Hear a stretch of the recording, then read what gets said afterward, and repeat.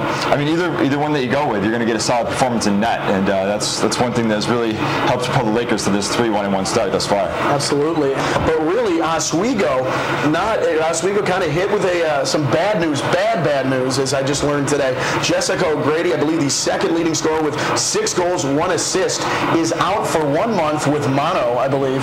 She has an illness. Yeah, she'll be out for a month. And welcome back to the lovely WTOP studios here. Isn't it beautiful? The sound quality is the best part. Really, I love it. It's the whole water supply to the entire it's right up through. We got an irrigation system above our heads right now. But yeah, 1 or 2 keys to this game for Oswego. What is it, Ryan? What does Oswego have to do to come out with a W? One key for this game would be for it to start very soon, because I've run out of things to say. So I would say that is the number 1, 2, and 3 big key for me. Hurry up. That's what we're saying. What about this beautiful new campus center with a capacity crowd right now? If you're thinking about going on down, I don't think you're going to find any room. Here's myself, Ryan Maloney, next to me, the tallest man in broadcasting, and I am the sexiest man in broadcasting. It's a good combination. We make a good team, that's for sure. Yeah, she is the playmaker on this team. She leads in assists. I know the majority of her assists thus far have come to O'Grady, and she's now out for a month with mono. But an illness. That's right. We don't want to slander anybody here. So, anyways, she's got to find somebody else that can step up and get the job done. Kirkwood, the captain, or who doesn't have any illnesses that we know of. Or illnesses, that matter. Yeah. And Green. It's one of those plays that just finds its way into the net. And if you're a defender, don't you have to figure out some way to block that shot, sacrifice the body, something, right? Yeah, somebody should be in front of that. And even if nobody gets in front of that, that's got to be a save. Jim Abbott could save that. He's got one on. Back, but we don't have much time to stay here and talk because we're going to send it back for a little ceremony down at the rink. We're going to Colin and Pat, take it away. Thank you very much, Chris Hill. As you can see, Linda Cohn in the shot there. The Women's Hockey Hall of Fame here at Oswego. Quite impressive. Yeah, quite impressive. A short ceremony there. That was a very touching ceremony. Did you enjoy that as much as I think? I enjoyed that a lot. Thank you. Solid technique on rolling back in the black carpet. They really got that down. They work on that all year. Yeah, we didn't have it in the budget for a red carpet. We got a black. We had to get a black. Well, sometimes that's the way it goes. But it's my co-host Colin. Hi, Colin. Nice to meet you. Same here. So yeah, we were just reminiscing about the good old days, Colin. Yeah. Glad for you to show up. Still wearing a blue hat, and I am next to Ryan Maloney. What does that look for, Maloney? I have no idea what you're doing right now. I don't either. With the blue hat. I don't know. I think it looks good on me. Do you agree? Well, I mean, what doesn't look good on you? Oh, wow. My Maloney has a first name. It's Ryan. It's what looks good off you that I want to see. Oh, jeez. Well, we can get to that after the. Let's get back down to hockey here, as we had an awkward moment there. Basically, what we're talking about. Put the puck, the round, the round black object. The object. This TV, I can't even tell which side the puck went to. So. All right. Well, we can just look behind us. Oh, well, and we got a monitor back. Who knew? Who knew? And we're 69 shots last week. Let's see if they can get somewhere close to that. Although a much different team in the Elmira Soaring Eagles. Here comes Mitchell skating over, looking for a centering pass. Got it, and it's a goal. Just like that, Elmira up 1-0, and they're testing Ryan Scott's sprained ankle early. I think there's a fingernail left in Oswego. Ellis shot on, saved by Tuttle. Great save. Oh, and look who's in front of the net there, the captain, C.J. Thompson. Ricard just tried to fall on the puck, doesn't work. Kicks out to Ellis. Ellis behind to McLaughlin, fires in front of the puck. Nothing there. Bringing it, here's Thompson. He's got Ellis, he's got an open lane. Fires, saved by Tuttle, rebound, nothing there. 9 seconds on the clock. Ellis still has it. Looking for out in front of McLaughlin. Shot wide, 5 seconds. Thompson behind the net. Tries to shoot it on, 1 second, and Elmira will start the season 1-0. I want to record you two interacting with each other. Tit for tat here is neither team really setting up in the offensive zone. That's exactly right, Chris. We have no shots on goal, and we are almost 2 minutes into this game. Very rare to see that from Oswego. Ellis says it is Magadia. In front, takes a shot. Oh, the tip just wide. Great opportunity by Oswego, and guess who it is, Oswego tonight. I am not. That was a bold prediction. That was a very bold prediction, yes. As we got Levy out in front to Whitehead, takes a shot. Saved by Jaborski, flips it just over the net. Had the top part of the net open. Lakers out there, and you don't expect that with a guy of his frame.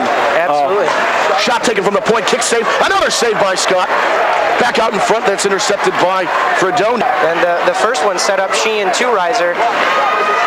More opportunities here for Fredonia, just buzzing around the Oswego net, and finally it's cleared out to Joe Hall. He's got some room to work. Winds up, takes a shot, Musselwhite. Oh, great save by Amborski. Get the blocker out there. He's a good. A lot of neutral zone action, but here's Garen Reiselmer. Fakes the shot, sends it out front. Score! I thought CJ had a goal there.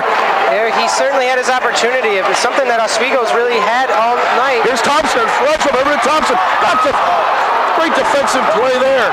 Thompson just couldn't get his stick on it. Rise over to Langonier, back down to Rise over, cuts in front, shoots it just wide as Amborski flopping all over the ice like a fish right now. And this pops up, good save by Amborski. A can of corn. He'll send a similar kind of shot over the net. Ellis sends it down low. Here's McLaughlin. To Gagnoni's got some room, takes a shot, kicked aside. They have the free puck in front. Lots of room, but can't put it in. Here's Ellis now, carrying on. Novak to Ellis. Ellis now. That puck just bounced a little too much for Ryan Ellis as he had the goal open, but it was bouncing in the air and he couldn't put it home. Here comes Magana now, down to Ellis. Sees it in front. Scores! Scores! What a play by Peter Magana! A fresh connection strikes again. Ryan Ellis with a beautiful relay pass. That looked like a give and go in a basketball game as Magana sends it over to Ellis. Magana cut to the net, and Ellis sent something that I haven't been able to find on any of the statistics websites like College Hockey Stats or USCHO is the plus or minus numbers, but I'm sure that if you took a look, takes a shot. What a save by Amborski. Scores! Scores! One of the McLaughlin scores a fresh connection. Strike again. The fresh connection is taking over this game right now. Just another opportunity for Oswego. They're finally able to bury it home, and if they keep creating those opportunities, they're going to be running away with this game. And Oswego, huge goal, goes up 2-0 with 34 seconds left to go in the first period. And you got to think that's a statement to Kevin Amborski. Hey, you beat us last year. We're not going to let it happen this year. Absolutely, and you're going to see right here the replay coming up. He makes an initial. Back to Zaleski. He gets taken now. No penalty call. That looked like a hold to me. We do have a penalty coming up, and it was the referee on the far side of the ice who made the call. Oswego's going to have a 6-on-5 chance right now as Scott is out of the net. And Sylvester's the one that I believe will be getting out in front. Scores! Scores! Tony D'Annunzio puts it in, and his hot hand continues. Tony D'Annunzio might have just put the dagger in Fredonia's season right there. We saw, as we said, there was going to be a penalty coming up. It looked like there was going to be some sort of hold or boarding penalty coming up to the defenseman Sylvester as he was just absolutely molesting Joe Hall against the board. Stats bode well for Oswego so far in this game, but this game is far from over. Intercepted there, back to the point. Down low, big save by Scott. Great Scott. Ryan Scott is standing tall in that. He's only faced 17 shots now, but he has really played well. He has been on his toes all night, and he is really one of the difference makers for Oswego so far. And there's a goal there for the Fredonia. And there it is, Capella gets a rebound from Reiser. Reiser had a huge shot from the point this year. Gets it down low to Thompson. D'Annunzio now. Shuffles it back over to Thompson. Back to D'Annunzio. To captain connection right now. Back over to D'Annunzio. Behind the net. Whitehead looking for an outlet pass.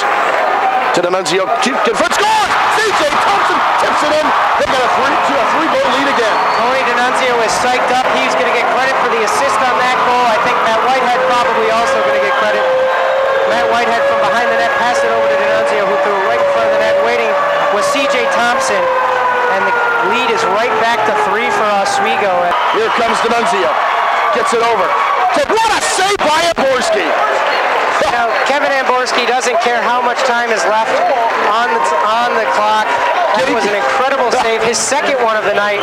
He's got one of the best glove hands, I think, in all of the SUNY, maybe even Division III hockey. He wants to give the Oswego fans something to think about. Well, I mean, Oswego could have easily just dumped the puck in, but they decided to go for the goal, and then Amborski says, But with 2 seconds, 1 second, Oswego will be advancing to the SUNY Finals to face rival Plattsburgh. And I think it's going to be a heck of a game next week, Chris Hill. We're going to see 2 of the biggest rivals in all of Division III hockey taking it on for an automatic bid to the NCAAs. This is a big game for Oswego. Even if they don't win next week, it's certainly going to be in people's minds as come Selection Sunday in a couple of weeks for Division III NCAA tournament. Well, Oswego, they win next week. They have a ticket to the the big dance, as they would say. Absolutely. And certainly we will be keeping our eyes on that. So possibly for the last time here for myself. I hope not. I hope not as well.